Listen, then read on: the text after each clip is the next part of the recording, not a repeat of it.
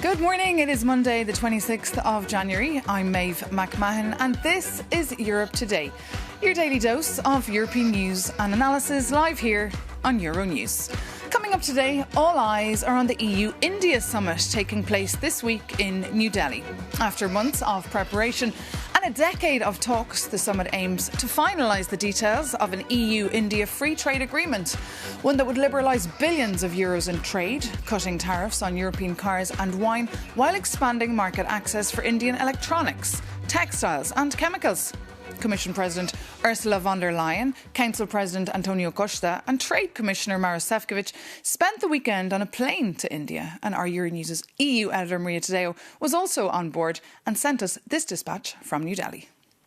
Good morning, Europe Today. Indeed, on the road as we're in New Delhi, the European Union and India are standing on the cusp of signing a new trade agreement. The head of the Commission calls this, quote, the mother of all deals. And that's because if this deal does go ahead, it will open up a market of more than 1.4 billion people for European companies. The talks, as I mentioned, are still ongoing. And today, the head of the Commission, accompanied by the President of the European Council, Antonio Costa, will participate in a military parade as the guests of honor. And then tomorrow, it's time for the EU-India summit. That's when the deal could, if everything goes well, come to fruition. Of course, the number of red lines are very well documented and reported for the Indian authorities. They do not want to open up their agricultural market. That also involves, of course, products like dairy and grain. They believe their local manufacturers and their local producers should come before. But when European sources that we consulted suggested that overall that is not a problem for them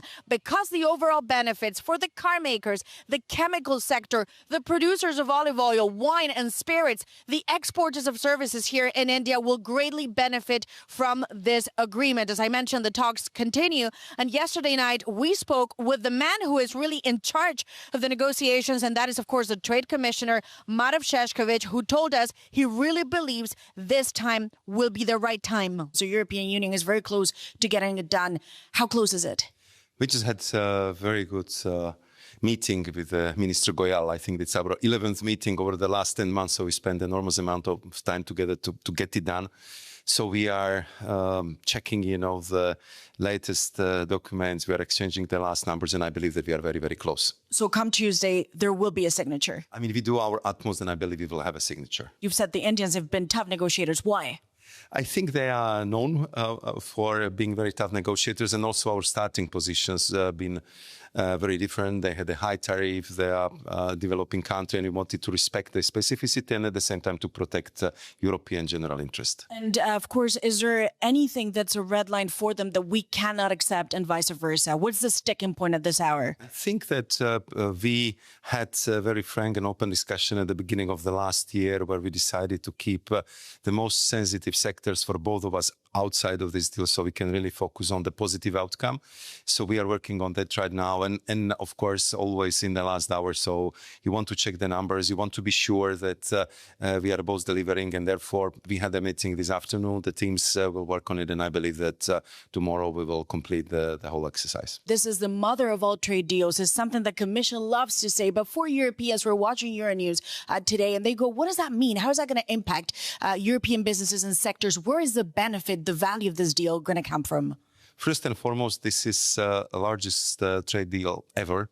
If you look at it from the point of view of the number of consumers, we are talking about almost 2 billion people. Then we are looking also at the level of tariffs. So, I mean, what is very important to recall is that in some sector, India has tariff going up to 150%. And therefore, big parts of the economy, the whole sector has been completely closed off to the European exporters. And now we are kind of reopening. So the big benefit would be opening of the economy. Second, building up the integrated global supply chains and hedging against global instability. Is there any particular sector that you say this is a good deal for you? Yeah. I believe that we'll have that good message because this is really opening a new perspective for many sectors, and I believe that we are truly opening a new chapter in strategic India-EU relations. Indians were hit heavily by the Trump tariffs too, the European Union too. It's a different deal, but nonetheless, there's a pressure of tariffs coming from the United States. Why the timing? Why sign it now? I think it's a high time. I mean, it was more than 10 years in the making. And I think that momentum which was built when we've been here in February, the whole College of Commissioners and Prime Minister Modi and Ursula von der Leyen took the political decision. Let's do our best. Let's try to have the best outcome. And it would help us to kind of have this insurance against the global trade turmoil. And therefore, now I think it's a high time to do it. And I believe that it will help both sides and our economic operators. EU Commissioner Maros Šefčovič there speaking to our Maria Tadeo from the Indian capital, New Delhi. And another issue where the EU and India hope to work together is ending the war in Ukraine, although Brussels remains wary of Modi's ties to Vladimir Putin. As fighting rages, 2 days of talks on Ukraine have come to an end in Abu Dhabi. For more on these talks, we can turn now to our Ukraine correspondent, Sasha Vakalina. Good morning, Sasha. So, President Zelensky has called these talks in Abu Dhabi constructive. What does that exactly mean? In fact, all the sides described those talks as constructive. But I think it's fair to say that the most constructive thing about it is the fact that the talks actually did take place. And this is, of course, coming from the initiative of the US administration. It was the US envoys that managed to convince the Russians to actually, for the first time, sit down with the Ukrainian delegation and negotiators there at the same table in this trilateral format. There is no breakthrough yet, but this was a very significant first step. Following the talks, President Zelensky also said that the US security guarantees for Ukraine are 100% ready. He also mentioned that the EU membership would be an economic guarantee for Ukraine, once again reiterating the importance of EU membership for Ukraine, of course. Now, the sticking point remained the same, and all the sides admit that this is Ukraine's territory. Zelensky once again said that Ukraine is not going to cede any territory and wants everybody to respect its territorial integrity, while Moscow negotiators said that they do indeed once again repeated they do want Ukraine to withdraw its troops even from the territories that Russia never controlled, Maeve. OK, but still that same sticking point, of course. Sasha Vakalina, thank you so much for that live update. So with no real end in sight to the war in Ukraine, we've seen more and more Europeans actually calling for the EU to take full control of its own security. In an interview with Euronews, the Spanish Foreign Minister, José Manuel Álvarez, said Brussels must move towards creating a European army. But what exactly would that mean in practice? Jakub Janis takes a look. It is a very small ask, said Donald Trump about his desire to buy Greenland, calling it just big, beautiful piece of ice. He reportedly raged when Europe sent troops there. But let's be honest, sending around 40 soldiers from 8 nations was more about sending a message than sending actual power. But what if we assembled a European army? Well, the reality is, we probably won't. But the EU is forging something else. If you combine all European countries, we actually have 1.5 million active duty soldiers. And that sounds huge, but it is a logistical nightmare. While the US military operates with 32 weapon systems, we have 172. That means mismatched spare parts, manuals, and ammunition that simply don't work together.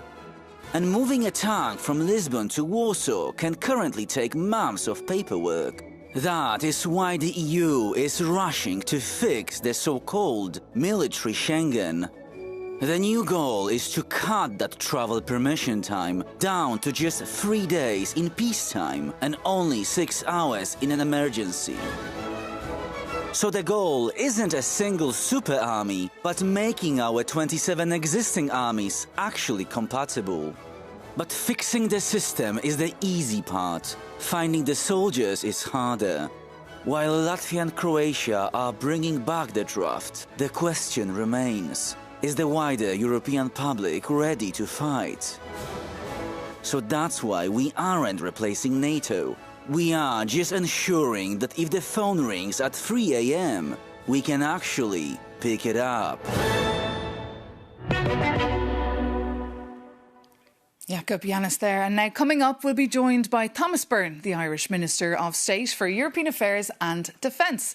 Affiliated with the centre-right Fianna Fáil party, a solicitor by trade, Minister Byrne has served in a number of roles within government and is currently preparing Ireland for the EU presidency this July. Good morning, Minister. Morning, Maeve. Good to have you with us here. Thanks very much. So look, let's just talk first about those US-led talks on Ukraine to end the war. Do you have any faith in these talks? Well, I have faith in the process and we're very grateful that the US is doing this, but nothing's going to happen really until Russia stops what it's doing. And that's what has to happen. All through these peace talks, we see Russia bombing homes, maternity hospital, causing all sorts of destruction in Ukraine.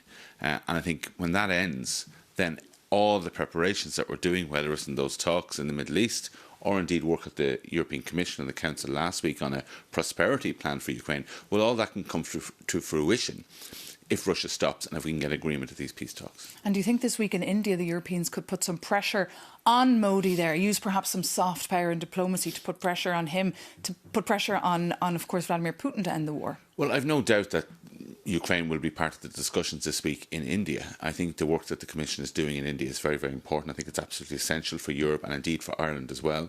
Britain has had a trade deal recently with India, and it certainly puts some of their goods at a competitive advantage compared to, say, some Irish goods. And I think it's very, very important that we can put in place a trade agreement with India as well. Diversification is very important.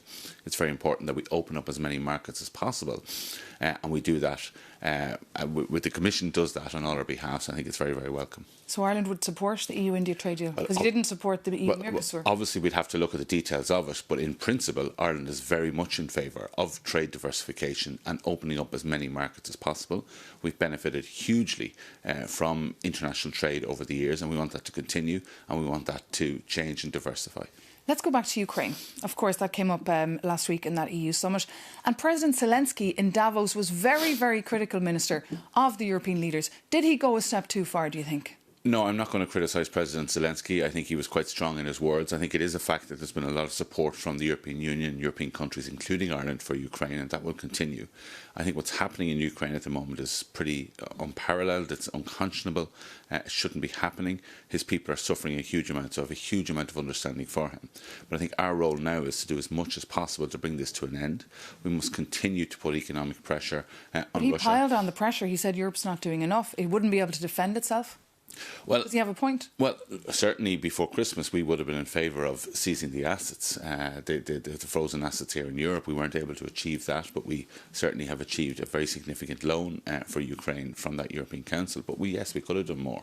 And how did European leaders feel last Thursday about that criticism from, I know you don't want to make a point on it, but what was the mood in the room last Thursday? I don't think it was a big feature of the discussion in terms of his comments, but I think certainly people want to see this war come to an end because they realise that it is an economic and security threat to Europe and to all of us. And what about EU membership for Ukraine? Is it possible by 2027, do you think? Well, look, it's extremely ambitious, but if that's part of the peace deal, we'll certainly have to make it work.